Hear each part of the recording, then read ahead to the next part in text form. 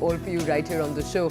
My name's Toya Singh and our first story today is actually a story that everyone grapples with when they reach a certain age. The question of going natural or getting into hair dye. And it sounds like a basic question. Should I color my hair black or not? But it's actually a much deeper question. Should I do self-love? Should I practice it? A. And B, can I consciously reject what everyone else is telling me to do? This complex question, this very interesting question we wanted to deal with. We have guests on the show who've decided to go grey and keep grey. We thought it was a fun way to go into the weekend. But Kritsine, what else are we taking a look at? Up next, we're going to take you through the voice that has stuck around for 2 decades and counting. She's given us some superb hits.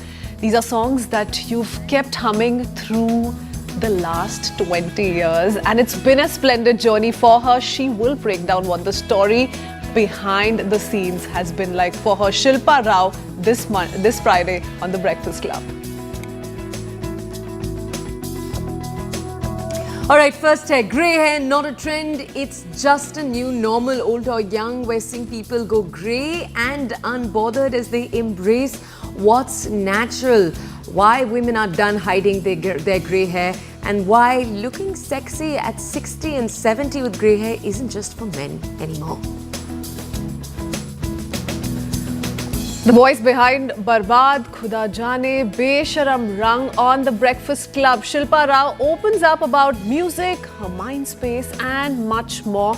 This is the voice that stayed true in the industry the last 2 decades, like I said. Shilpa Rao will be talking to us about what it really takes to last in music in the country. टूट जाएगा दिल फिर ना जुड़ पाएगा इसी बात का डर है मुझको कि हो ना जाए प्यार तुमसे मुझे कर देगा बर्बाद इश्क मुझे. And then we take you to the world of football, where football is bringing hope to a village, in fact a set of villages in Tamil Nadu known otherwise for their fishing. The RFYC League is igniting youth aspirations. This is Tuttur's new tide.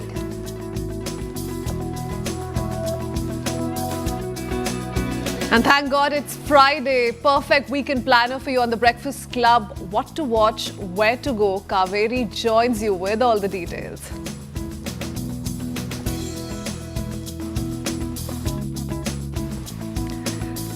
Let's talk about something that's as common as it is needlessly judged. Grey hair. For decades, it's been linked to aging, to tiredness, or letting yourself go, really giving up on yourself. But the truth is that greying is genetic, it's hormonal, and often starts in your 20s, for a lot of people at least. Yet the pressure to cover it up is relentless, typically for women, especially for women in this country and worldwide. Salon visits every 3 weeks, hiding visible roots on Zoom calls. The emotional and financial tax of looking young is just absurd. Now a growing number of women are done playing along. They are trying to bring in a change.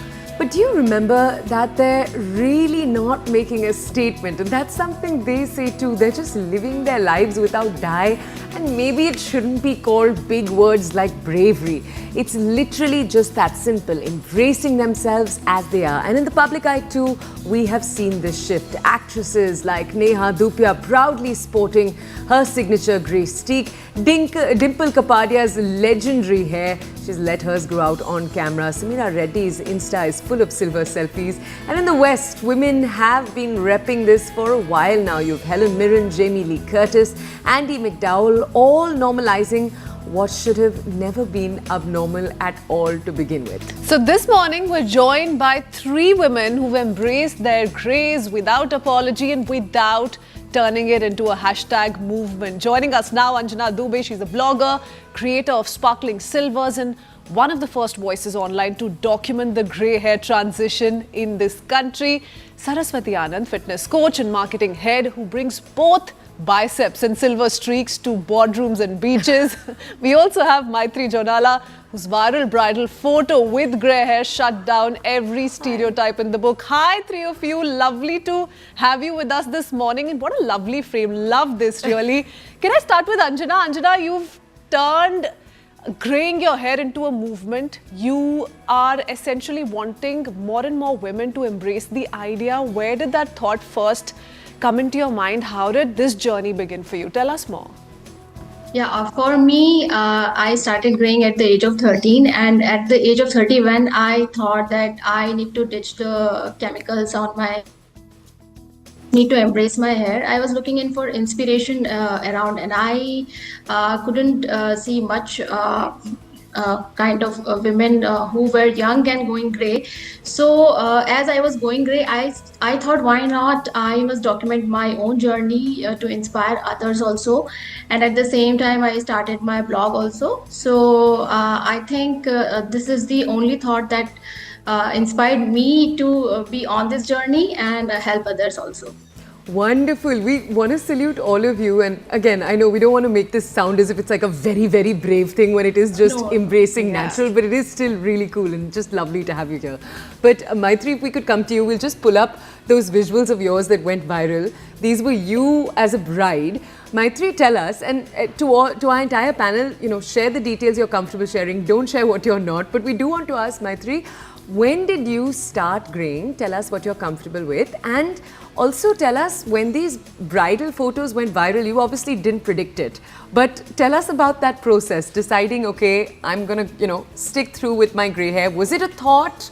Was it something you didn't even need to discuss because your family already knew? We know Maitri, she loves keeping her hair the way it is. Tell us about that. So, I did start graying in my early 20s. So, a time where I was kind of enjoying being young and independent and things like that. And I was going grey at that age. But I was always, I decided that I wouldn't color just because, the first one is that it's really inconvenient. It's another thing that I need to add to my list of things to do that I really would rather not.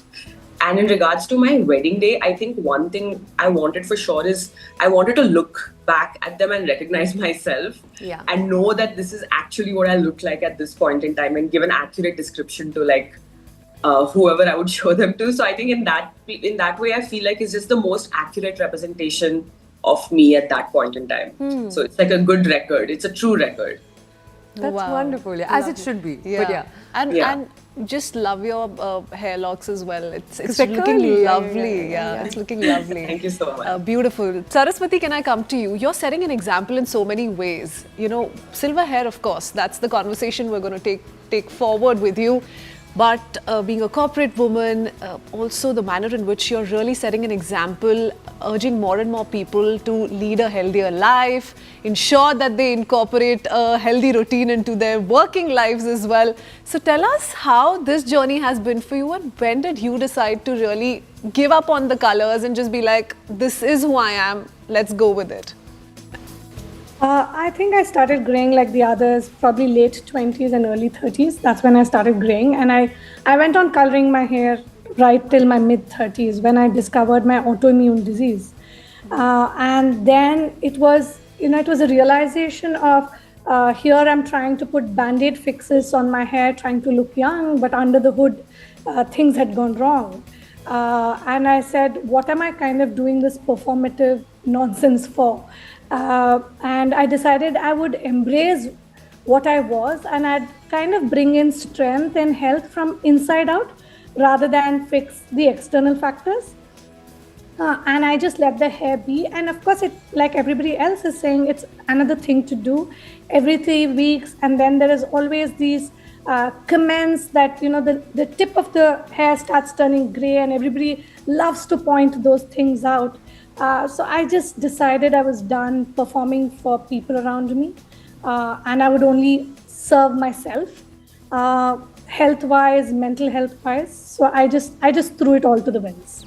It does take a lot of mental strength to reach that point, to just feel so strong, so confident in your true inner self that you're really not bothered about the world and the judgments Yeah. that come along. Yeah, can I ask to that question and to that point, let's go to Anjana and ask her. Anjana, women, well actually, a lot of people, women, men, but we're all fitting into society's idea of what beauty is, but women in specific are making themselves smaller constantly. So Saraswati, you strength train, and I love strength training because it makes us bigger literally, but otherwise with dieting, for example, Anjana, we're encouraged to be smaller. Waxing, we're encouraged to remove our hair. So right from birth we are constantly editing and censoring ourselves. Anjana, I want to ask you, tell us this, now that you let your hair out and you've let it grey, are there other practices maybe that you've also changed when it comes to like loving yourself exactly as you are? Because there are others that, might take more guts, like leaving one's hair in on their legs, for example. Have those things changed? Yes, definitely. I have been more health conscious, and I have started taking care more of myself. I started yoga and also a healthy eating, and ditching hair dye helped me to think on other aspects of my life also. So definitely I have changed a lot. It's a great transformation for me, and really I'm living a very healthy and happy life right now. Wow. I think there's one thing that three of you all will agree with. At some point, it could be not maybe your husband or your parents, but someone in your inner circle who's going to point to your hair and just be like, why have you stopped dyeing? Why do you want to look older? I'm sure all of you all have faced that from somebody or the other who's important to you. Maitri, did that happen to you? Because it takes a lot to really come out with a bridal avatar with silver hair. That's something we've not seen very often. Did you hear it from your family members really warn you, this is not going to set a right example, it's not going to look great? What typical reactions that you got from everyone around you? I was lucky. I had such a positive reaction generally. I've also never colored my hair, so nobody had seen me in any other way. I think when it started graying, I would try to cover it up. When you're putting kajal, you'll just take the leftover kajal and put it in your hair. So I would do that initially when it was like a few strands.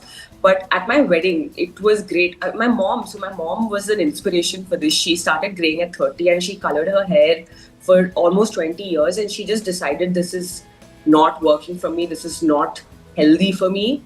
And so she went gray completely. She's a silver fox. And so seeing her like that, it was so inspiring and amazing to be like, hey, yeah, I look like that. I'm going to look like that. That's great. And I think for her, the change was abrupt. So she got a lot more feedback that was unsolicited. But I luckily was like in her, seeing her having gone through it and deciding that I would never color. So there's no abrupt shift in people's perceptions. People are just used to me like this now. So it didn't actually impact me in a negative way, really, at a higher level. But so that was great. If that were the case, Maitri, let's say in your 20s, people are really not as capable of realizing that your true self needs to be just put out there, right? There's a little challenge that comes in terms of what your friends think. If you're going to your workplace, first job for instance, what are they going to make of my age? How did you really conquer that fear? I think the two things I realized was like, if I don't think about it, if I pretend like it's normal, people will pretend it's normal with me too, for the most part. And like they won't talk about it and they'll just take it as part of what you bring to the table. And also like I find that if they do bring it up, most of the time, I think mostly from women, it comes from a lot of curiosity. It doesn't come from like wanting to make me do something else, but it comes from like, oh, hey, like, oh, I can't believe you're doing this. That's so nice. Like, and that I always appreciate because I always want to talk to people who feel like they have to do something a certain way to fit in. And it's like, hey, you don't have to be a complete rebel in your life, but there are little things you can do to feel like you're in control, and it's okay. So I feel like those two things are what helped me a lot. Beautiful. And Saraswati, if we could ask you, you have daughters, and so what that means is that you're modeling, everything you do, you're modeling for them too. What has self-love come to mean for you? You now have daughters who are going to school and they will see other ideas of beauty constantly. They will come and ask you questions. What is your answer to them? Thankfully, yeah, I have teenage twin daughters. And yes, this has truly helped that they now think muscle and gray hair is completely normal for women. And I just about love that. They know that I can lift as much as their dad, and strength and looking. I mean, I think the establishment of beauty inside out is something that I'm trying to establish for them. Because when you're confident in your skin, you really do not need external validation, whether it's coloring hair or skin care, which kids are getting into earlier and earlier now. That is kind of reducing with my kids. They're completely confident in how they are, and I think I see it in their gait. They're extremely proud of me, but though they don't acknowledge it as often as I'd like them to.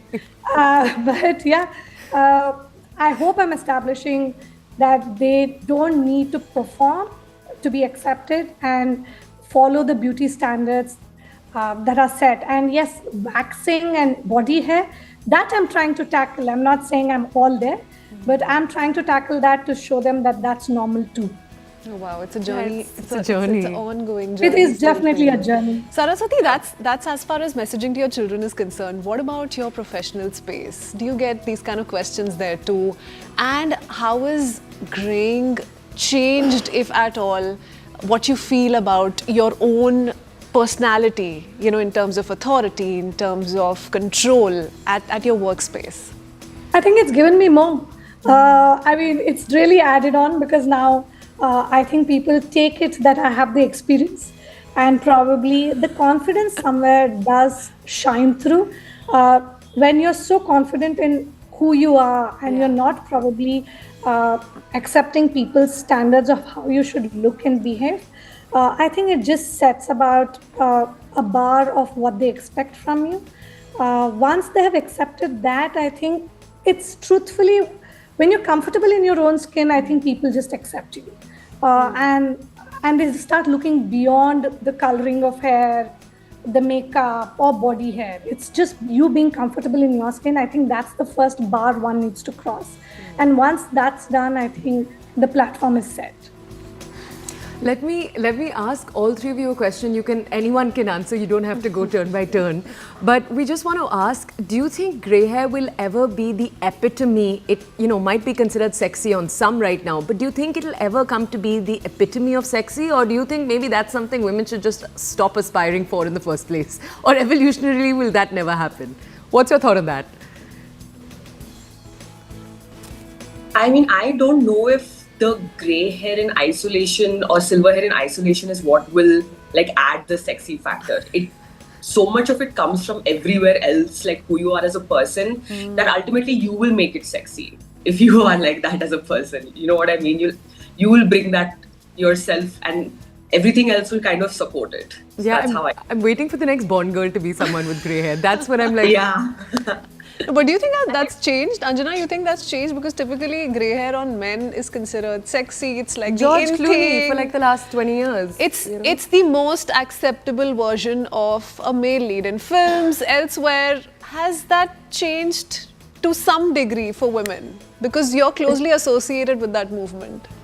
Yes, I would say that yes, it has definitely changed, and I would. It's my own experience that when I was coloring my hair, I never felt that much of confident, because that was the time when I think we've lost her connection, but I think she was going to say that's when she was hiding herself. Saraswati, any last word from you on this? You have 2 young daughters. Do you think it's a silly thing to aspire for? Not definitely. I think the others said, I think it's the confidence. I think men wear it with more confidence, and we kind of are apologetic about it. As soon as you stop being apologetic about it, I think it adds to the factor or the sexy factor or however it is. I think it's the confidence that brings it through, and the confidence that shines. And loved what you said, Saraswati, just a few minutes ago, which is the first and possibly the biggest barrier is self-love. Once you reach that point wherein you've embraced what you are, who you are, what you bring to the table, I think half the battle or more than half the battle is fought. Thank you so much, three of you. It was wonderful having you this morning with us. Thank you. Thank you. so Bye. much. Bye-bye. What a gorgeous frame. You were right. Like, it's just so much fun. Okay, we're going to be heading into a break. On the other side, we switch focus. We are taking you to a musical legend. She's the voice behind most recently Barbad, but also Khuda Jaane, Besharam Rang. Shilpa Rao opens up about music, mindspace and more.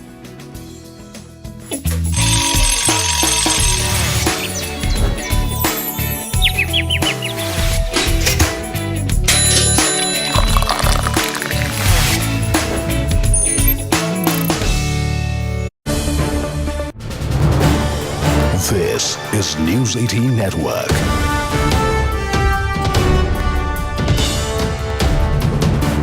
India's largest news network.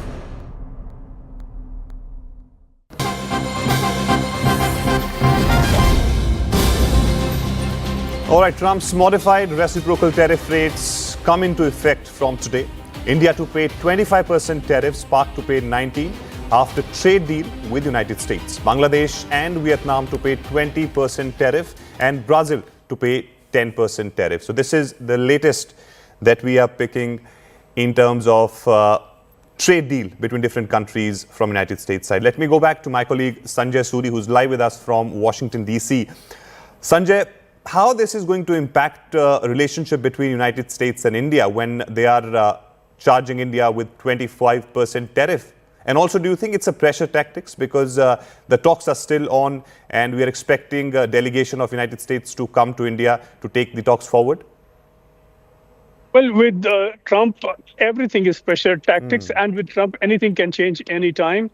For a start, the implementation is a week from now, and a week is a long time in this kind of space, which Trump occupies. It can change within hours, anything that he announces and says. So there is still some time to go. But it's very hard to see the Indian government shifting in the direction that Trump wants. There have been extensive talks between delegations from the two countries, more than between the US and any other country, on trade. India has not budged because it cannot on the US demands that it should throw open its agriculture market for goods from the US and ease imports on autos and a lot of other products that the US chooses. India simply cannot go down that way. Also, India cannot abruptly abandon entirely its ties with Russia, whether it's defense or its oil. And the concern that Trump has expressed about killings in Ukraine, well, that is a bit thin because we've seen Trump taking a quite different position on the Russia-Ukraine war in the past. This newfound love for Ukraine really is a ploy. This is not something that's a real concern. If India were to say, yes, all agricultural exports from the US will be allowed in, that autos and cars will be allowed in at reduced tariffs and the quotas will be lifted, and that India is going to buy US oil and US defense goods, all these concerns will go away abruptly and India will be dropped down to 10% or even less, who knows. So it's really about negotiating what he can get and really extracting what he can get out of this any sort of a deal for the US. Absolutely. Now, Sanjay, stay with us. We also have Akanksha. Let me go to Akanksha. Akanksha, if you can elaborate on this front, what are the sectors that are going to be highly impacted through this 25% tariff on India? Right. We've already seen how gems, textiles are going to be bearing the maximum impact of these tariffs. You also have a medium to low impact coming for, say, pharmaceuticals. He's going to go ahead with these sectors, but it puts India at a disadvantage in comparison to its competitors for sure. When you're looking at the entire Southeast Asian region, primarily, say, competitors like Bangladesh, Vietnam, Indonesia. It also puts on Indian side to fast-track these negotiations for an interim deal. We know that the US officials are going to be visiting India around August end. Indications are that the outer limit for a deal is going to be pegged at around October from New Delhi's perspective, is what I had learned from the ministry. But I also, as I have been highlighting, Arun, there's going to be reciprocal benefit which is going to be prioritized.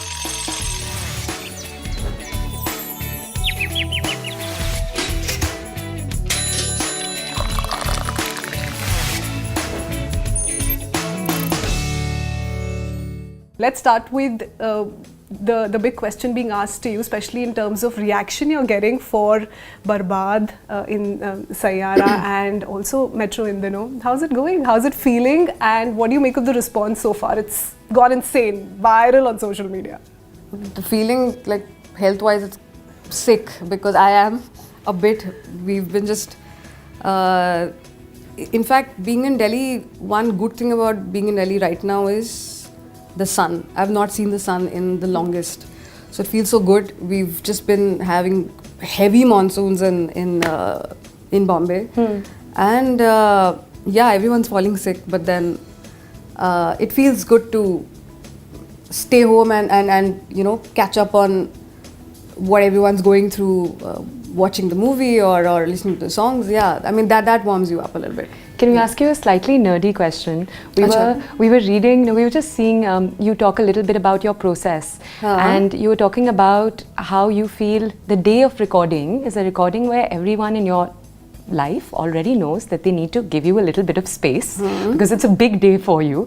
Can you tell us, in the case of Barbad, because we were hearing it and there is so much pain in that song, and we wanted to know what it takes for you to create. Do you go back, think through your painful memories? I'm serious. Or, you know, because we were hearing how with other singers, sometimes with ghazals, what you'll do is you'll write down each line, you'll hear where the commas are, for example.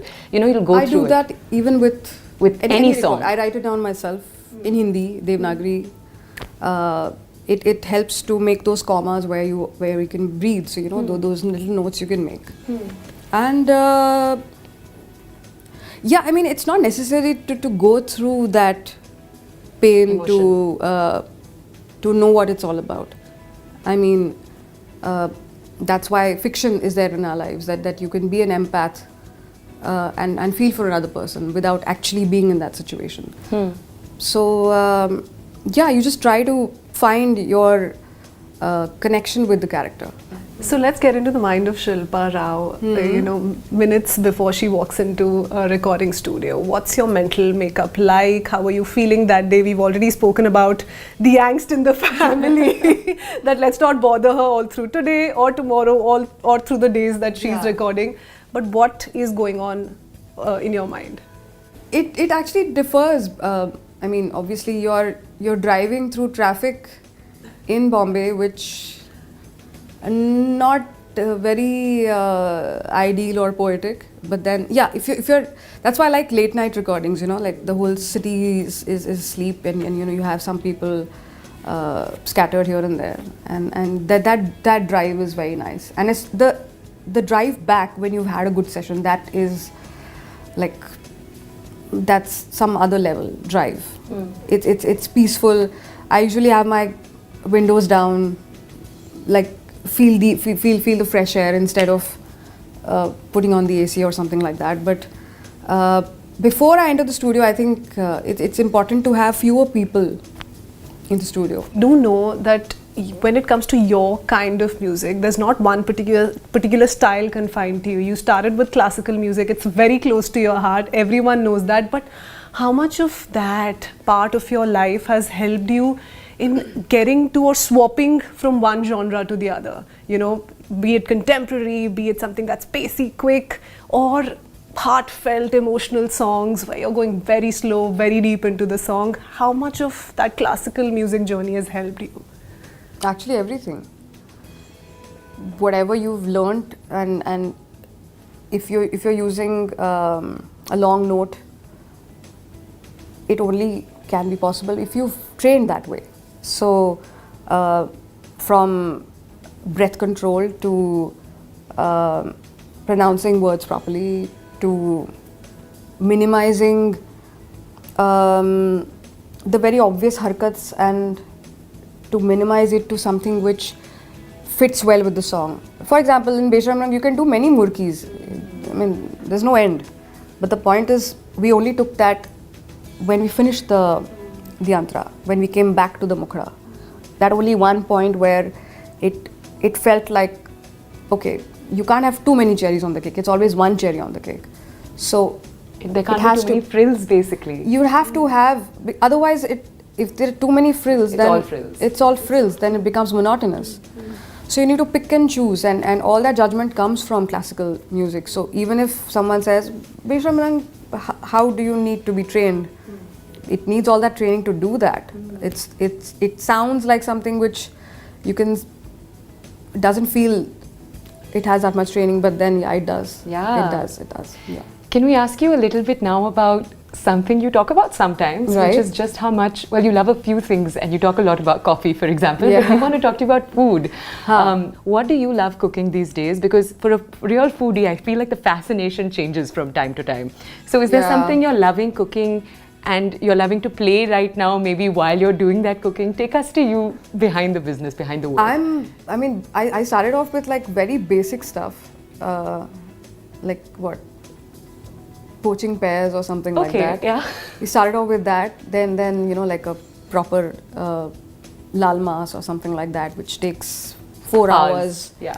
At least. I'm now actually wanting to like take it a step ahead and do what my grandmothers used to do, making your podi at home. Oh wow. Okay.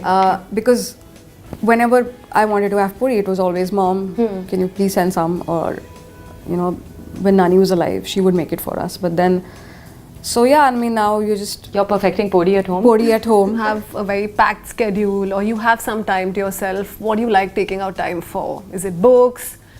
Listening to music, I'm sure definitely is on the list, but what else? What do you like doing? Actually, not doing anything. You could just be in pajamas. I would love to walk the red carpet in pajamas someday.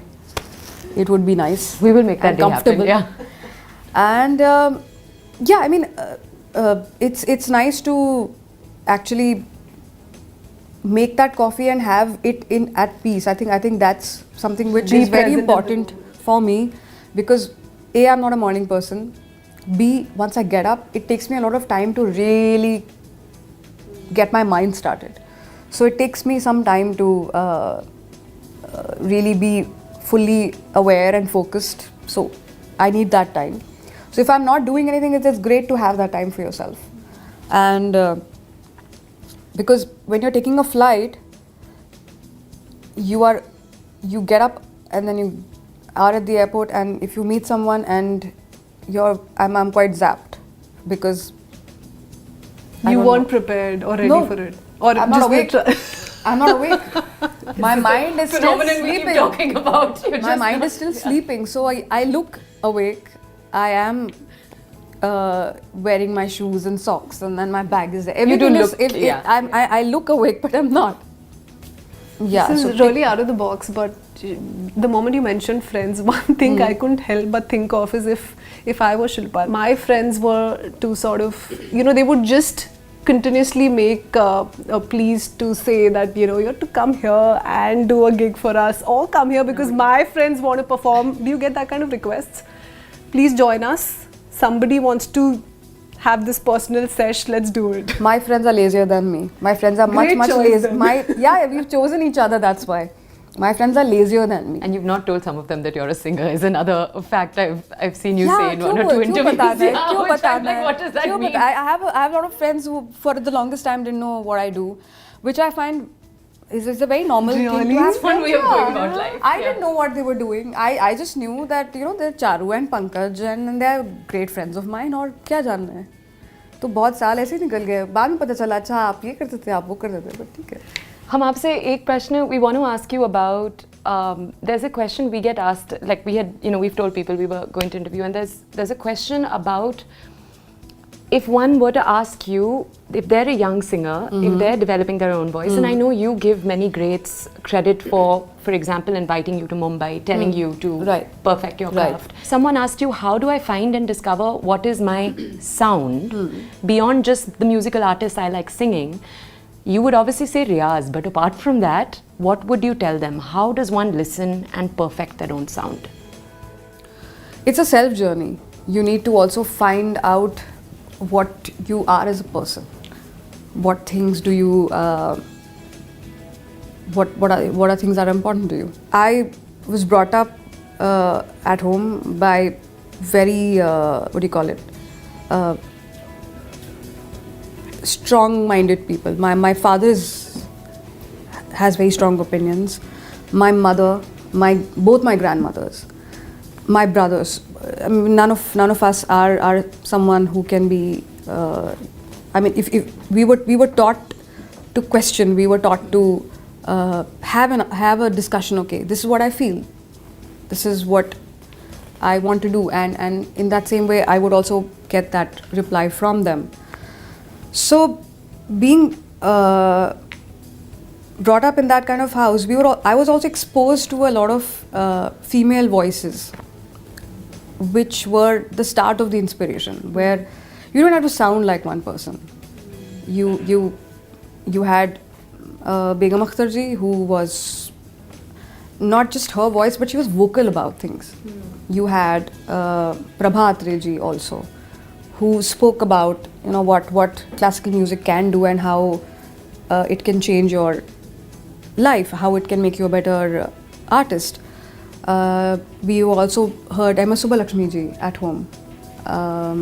So all of these women were not just musicians, they were artists with their own mind and opinions, and my father would always have that.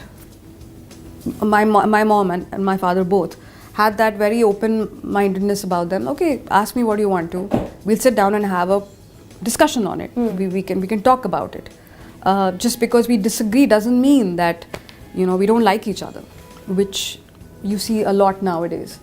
That when people don't agree, it completely turns into dislike, which is not the case, which shouldn't be. So, coming from there, I think you get a lot of time and space for yourself to understand, oh, what am I wanting to be and what do I stand for? Everything is teaching you something at the end of the day. So please try and enjoy your life, because as much as you want to do adulting, it's not fun. Embrace it. I'm just breaking this to you. Adulting is not fun. Please stay a child as much as possible, and in your mind stay like a child. The world will be much better for you. We need to retain that childlike like all of the people that I work with are bigger children than I am. Like talk about Preetam, talk about Rahman sir, talk about Amitabh Bhattacharya. They're all children. They still sometimes you need that energy to. No, it's amazing to just sit and ऐसा हुआ था ना, and you're just laughing endlessly about those things because you've not let go of that childlike self. You sing along. There's such will you sing along? I am not singing, and you don't want us to sing. But I no, just if you could like just सुबह सुबह भी नहीं गाते हो आप? 1 2 गाते हैं और आंसू भी बहाते हैं जब गाते हैं. Unlike you, we can't. One of the things you talked about was you don't need to get in the space to sing every song. ये वाला गाना I think I've gotten from so many people. It's like a 2 a.m. 3 a.m. song. Can you sing us? Yeah. You've done all the. ये जो मुश्किल से दिल को सलामत रखा, इसमें आने दूं क्या तुझको, टूट जाएगा दिल फिर ना जुड़ पाएगा, इसी बात का डर है मुझको कि हो ना जाए प्यार तुमसे मुझे, कर देगा बर्बाद इश्क मुझे. Like, I'm not done as yet, so okay. I know this feels like asking a mother to pick one of her children, but what is your favorite song? Give us one of the favorites. We're going to label it as one of Shilpa's favorite songs. If you just put it that way, I think Tosanana would be something which would always be very special because it was not because it was the first song, but when I hear it now, I feel that whole that innocence and spontaneity that I had back then. I don't think I can re-sing it like that ever again. We can't It's not ask you to possible. bring back 2007 and sort of like No, do this that we for recorded us. 2006. Mithun and I, we were like just Let's hear college. it, Shilpa. Let's do it. Oh One God. line. Okay, we'll try. तो से नैना लागे पिया सांवरे नहीं बस में अब ये जिया सांवरे मोहब्बत तो एक जावेदा जिंदगी है तो से नैना लागे पिया Sanwer. So Thank you. Thank you so much. So Thank much for doing all of our opinions. no, not at all, not at all, not at all. Even though it's giving us not such- 1 in the night, you've been It's very, not one very in the night, and sorry about the. And thank you for giving us voice. such lovely music. Thanks. Thank you, Shilpa. thank you so Thank much. you so Thank much. Thank you. All right, taking you now to the world of films where the Sayara wave has taken the nation by storm. And up next, we have the film's director, Mohit Suri, and producer, Akshay Vidhani, talking to CNN News 18's Vishal about the film's success, the reason behind keeping the film's lead actors, Ahan Pandey and Aneet Padda, away from the public eye. Mohit will also deconstruct the film's iconic scene and reveal when he will be directing his cousin Alia Bhatt. Listen in. सबका एक सपना होता है life में. तुम्हारा सपना क्या है? सारी दुनिया का प्यार सब चिल्लाए मेरा नाम Krish I love you. Mohit, first many congratulations. Thank you very much. For the success of Sayara. The film of course has collected over 400 crores at the global box office. How would you like to describe the film's remarkable achievement? And did you expect that the Gen Z audience will resonate with it so strongly? I mean, the one thing you do get to know when you see success like this is that you don't know anything.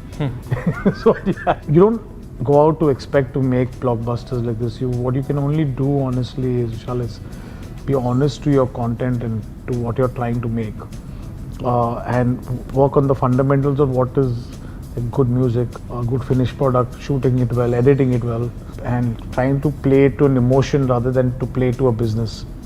And that comes from your producer allowing you to do that.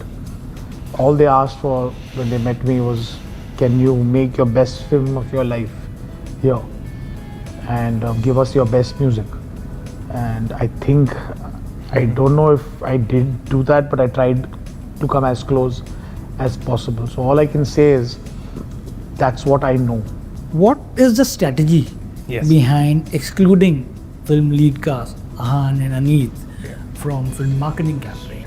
It was a high risk strategy, but a very conscious one. And we took this decision very early on, actually when we locked the script of this film. Because what we felt was, let our debutants be given a chance on screen. We did not want our actors to be judged by any missteps that happen pre-release. You should judge them, and we should all judge actors for the work that they do. It's not about their gym look or airport look or what they are saying. So that was a conscious call that we took, and one that paid off in a very big way, because there is a huge hunger for Krish, Vani, Ahan, Aneet, and it's great to see that the love they're getting for all their hard work. While we know that you're fascinated with this genre of love stories, but there are moments in the film like the one where Aneet is saying nickel, nickel, nickel, and which has traveled so far it's become like a meme, or the moment where both are on the motorbike. Do you remember what was it like shooting that, and how much of it was organic and how much it was rehearsed? Especially the scene where she says nickel. You can't rehearse scenes like that. You can never rehearse them in rooms without the right atmosphere of people looking. And I'm telling you, even when we did it on the set, there was a awe even with the junior artist, because she suddenly screamed over the volume of everyone having a good time backstage.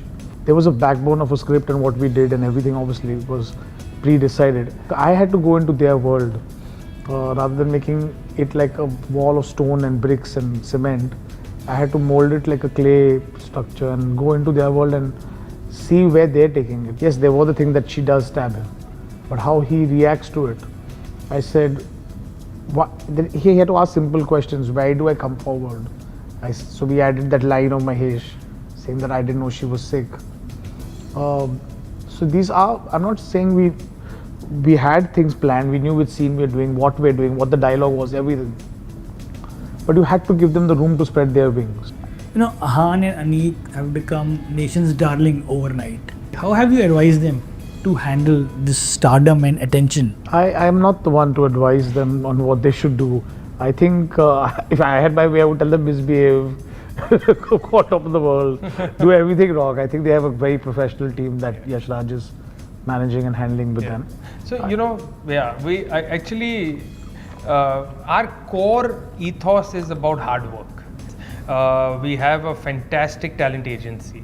And they are now going to be responsible and grooming them, in strategizing what their next step should be. Is that the reason they are having celebrating the film success in Singapore? No, I don't think that's the reason. But I think they just wanted to be kids. And they are kids. We must not forget that they are the first timers. They're seeing success at such a young age. It's good to let your hair down and just enjoy this time. And then when they come back, of course, it's going to be back to hard work and, everything that follows. You have collaborated number of times in the past with your cousin Imran Hashmi. When will we see Mohit Suri directing his cousin Alia Bhatt? I think Alia, not only the star, is one of the most fabulous actors in this country. And it puts a big amount of pressure on to you as a filmmaker that I can't misuse the relationship I have with her. Unless I have a script that lives up to Alia Bhatt, the actor, besides the star, I will never misuse that equation I have. I would always want to go with the best film I have when I know it's a role that it will add to her, not me just piggybacking or doing something like that. So I'm we're great supporters of each other. We call each other before every film, and throughout the film, from the teaser to the trailer, she's amazing at that, and she's always been there even before she was an actor. I remember when I was young, she used to see the remix video of Bola Mein Baatein and was the first person who told my age, but she was a kid like in school, and she said this is going to do very well. She always had that. All right, let's now take you to Tamil Nadu, where football is uniting communities, reshaping dreams and lighting a new path for Tuttur's youth. Take a look at this report.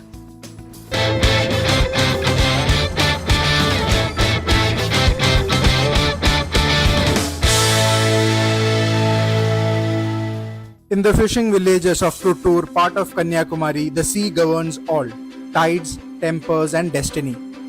But listen beyond the crash of the surf and a new rhythm emerges, the snap of a football striking the net. This is the heartbeat of the RFYZ Coastal League, a grassroots revolution along these southern shores. The RFYZ Coastal League planted its flag at the heart of Tuttur, peeling back years of inertia. For the first time, matches weren't just for the seniors or the strong. Sub-juniors raised alongside teenagers, and root systems has grown deeper, younger and more resilient. There is not much facilities here, I would say, and we always play in the local clay court, and they develop the football from there, and the opportunities are really less. In the beginning, I could see mostly the under-7 and under-9 players. The way they played is, of course, not that great. So you would see all the kids running behind the ball. So you would see all of them around the ball. So but if you see the semi-finals now, the difference is very evident here, and they are playing on their positions, everyone. To the outsiders, it is just another grassroots tournament. Here, it is a lifeline, a reason for families to line fields and roar as their children chase not rank or rupee, but the sheer pleasure of play. Coastal League engages 12 to 15, I think 6 to 13 years of age of students who are getting a lot of game times throughout the year. And I think it's like they are getting 15 to 30 matches in a year. and that is like one of the young boys who are coming from the base need to get. And of course, it's not only just developing the players, also supporting some of the coaches, the referees, parents, and that footballing ecosystem which we need to develop from there, and also like the community, the passion, and also the structure. That is what I saw here, and it's one of the best experience which I had experienced today. In every pass and cheer, the Coastal League weaves an invisible net, drawing together 8 parishes, rewriting old rivalries into sparks for growth. Competition is fierce, but so is the pride and the hunger to rise as a community. We have there are participants from 8 parishes from this area. In every year, each parish has football tournaments and all. Children play every day football, and youngsters and elders also, they are very much interested in football. So like that, this initiative is very much appreciating from the part of our church, because it's a great opportunity for all the youngsters, children, namely both men's and women teams are here. So they can get good opportunities in future through Lane's Foundation, and they can get trained in a professional way through this opportunity that they have from this year onwards. Coaches teach tactics, parents bring food, entire villages stand guard over the fragile, holy energy of hope. I think this is one of the league where players can develop and show their potential, and RFYC can help them to be promoted in a level, like maybe in a state level or national level, or in the Young Champ Academy in future. And for those with doubts, the league offers proof that football can be a path, not a distraction, a future, not a folly. I'm here in this village for around 45 years. So I see the discipline is the most neglected topic among the players. So there are some great players I have seen, and because of the lack of discipline, they didn't get the chance they deserved. And but here you could see the kids are really they listen to their coach, and they listen to their management, and their punctuality has improved a lot, I would say, because I've been associated with the academy here for a long time, and I can still see, I can say happily say that okay, these people are really improved a lot on the discipline and the punctuality side. When the final whistle blows and the winning team is crowned, the real prize is already clear. Pride ripples through the crowd, some holding back tears, others laughing aloud. On these muddy pitches, Tottur's future chases its own shadow. Free, fearless, bound not by nets, but by dreams.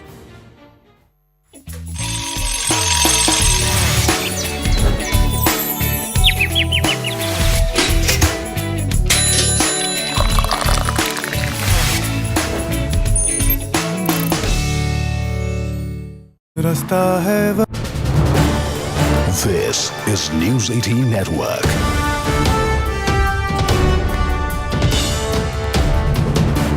India's largest news network.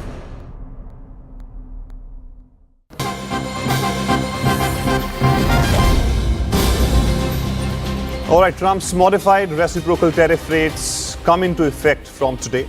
India to pay 25% tariffs, Pak to pay 19% after trade deal with United States. Bangladesh and Vietnam to pay 20% tariff, and Brazil to pay 10% tariff. So this is the latest that we are picking in terms of trade deal between different countries from United States side. Let me go back to my colleague Sanjay Suri, who's live with us from Washington, D.C.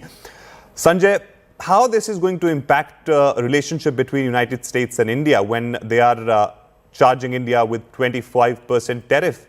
And also, do you think it's a pressure tactics because the talks are still on and we are expecting a delegation of United States to come to India to take the talks forward? Well, with Trump, everything is pressure tactics, and with Trump, anything can change anytime. For a start, the implementation is a week from now, and a week is a long time in this kind of space, which Trump occupies. It can change within hours, anything that he announces and says. So there is still some time to go, but it's very hard to see the Indian government shifting in the direction that Trump wants. There have been extensive talks between delegations from the two countries, more than between the US and any other country, on trade. India has not budged because it cannot on the US demands that it should throw open its agriculture market for goods from the US and ease imports on autos and a lot of other products that the US chooses. India simply cannot go down that way. Also, India cannot abruptly abandon entirely its ties with Russia, whether it's defense or its oil. And the concern that Trump has expressed about killings in Ukraine, well, that is a bit thin, because we've seen Trump taking a quite different position on the Russia-Ukraine war in the past. This newfound love for Ukraine really is a ploy. This is not something that's a real concern. If India were to say, yes, all agricultural exports from the US will be allowed in, that autos and cars will be allowed in at reduced tariffs and the quotas will be lifted, and that India is going to buy US oil and US defense goods, all these concerns will go away abruptly and India will be dropped down to 10% or even less, who knows. So it's really about negotiating what he can get and really extracting what he can get out of this, any sort of a deal for the US. Absolutely. Now, Sanjay, stay with us. We also have Akanksha. Let me go to Akanksha. Akanksha, if you can elaborate on...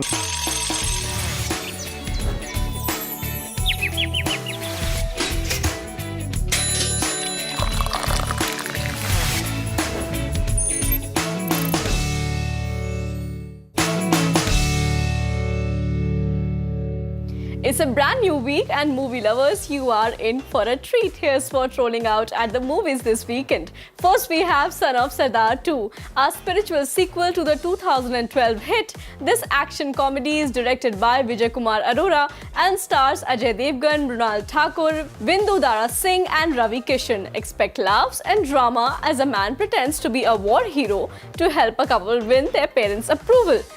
On number 2 is Dhadak 2, produced by Dharma Productions. This emotional roller coaster is a remake of the Tamil film, and it tells the powerful love story of a lower caste boy and an upper caste girl, tackling love, social divide and rebellion.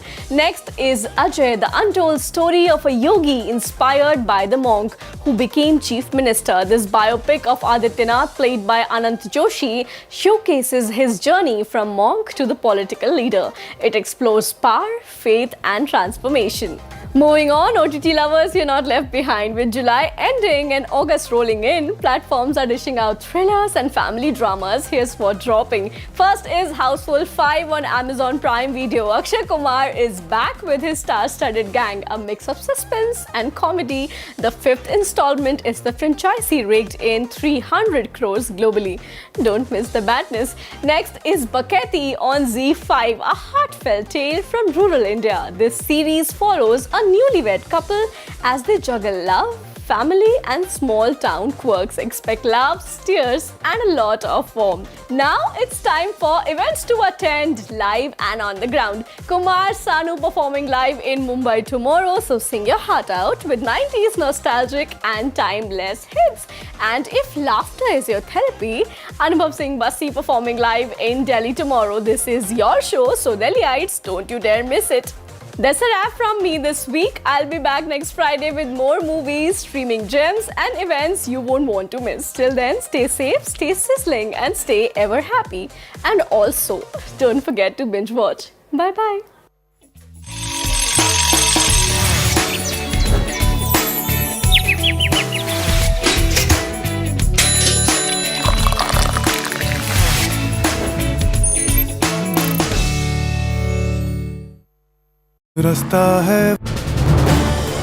This is News 18 Network.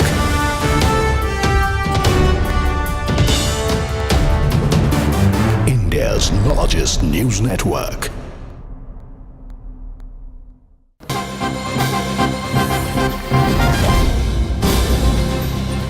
All right, Trump's modified reciprocal tariff rates come into effect from today. India to pay 25% tariffs, Pak to pay 19% after trade deal with United States. Bangladesh and Vietnam to pay 20% tariff and Brazil to pay 10% tariff. So this is the latest that we are picking in terms of trade deal between different countries from United States side. Let me go back to my colleague Sanjay Suri, who's live with us from Washington, D.C. Sanjay, how this is going to impact relationship between United States and India when they are charging India with 25% tariff? And also, do you think it's a pressure tactics because the talks are still on and we are expecting a delegation of United States to come to India to take the talks forward? Well, with Trump, everything is pressure tactics, and with Trump, anything can change anytime. For a start, the implementation